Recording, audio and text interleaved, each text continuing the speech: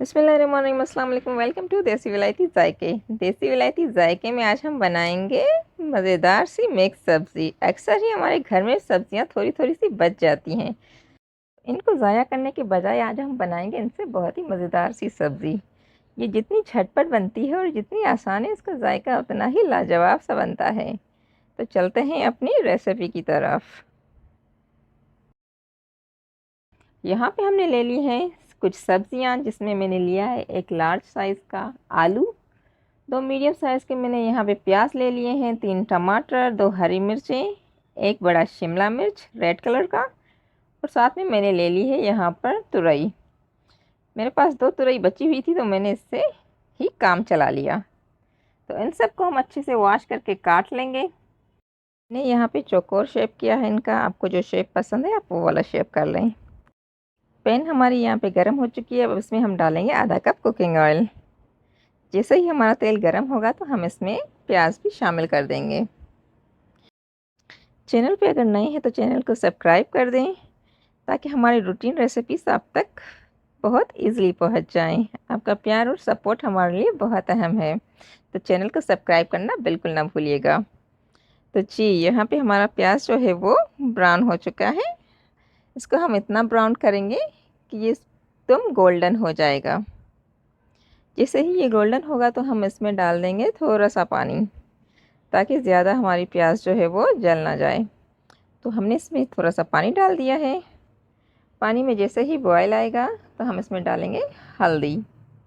हल्दी मैंने यहाँ पे 1/4 चम्मच डाला है, और आधा चम्मच मैंने डाला है लाल मिर्च का पाउडर। साथ में ही मैं इसमें डाल दूँगी टमाटर कटे हुए।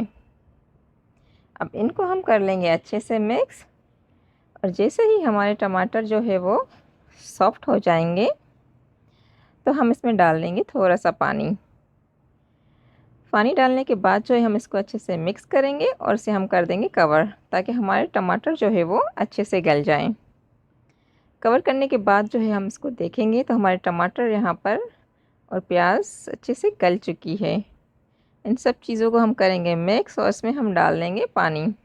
पानी मैंने यहाँ पे आधा कप डाला है, और आधा कप पानी डालने के बाद जैसे ही इसको बॉयल आएगा तो हम इसमें शामिल करेंगे आलू।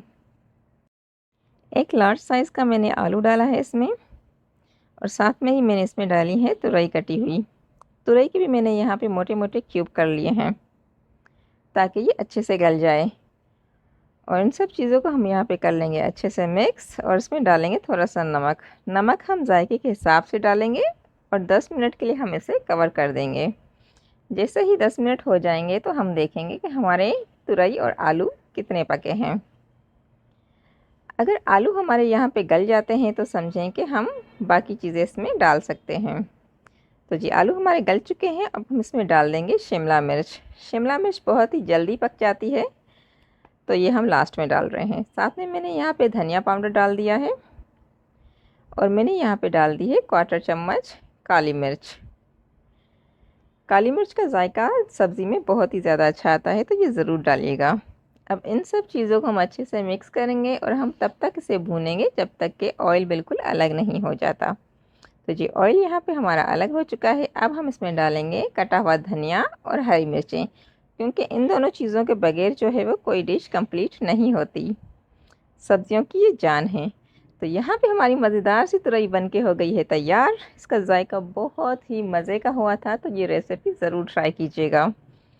रखी हुई सब्जियों को ज़ाया करने के बजाय इस तरह सी मज़ेदार सी रेसिपी बना के उसे एंजॉय करें। रेसिपी पसंद आए तो लाइक शेयर सब्सक्राइब कर दें, और हमें रखें अपनी दुआओं में याद। मिलते हैं अगली रेसिपी में। जब तक के लिए अल्लाह निगहबान।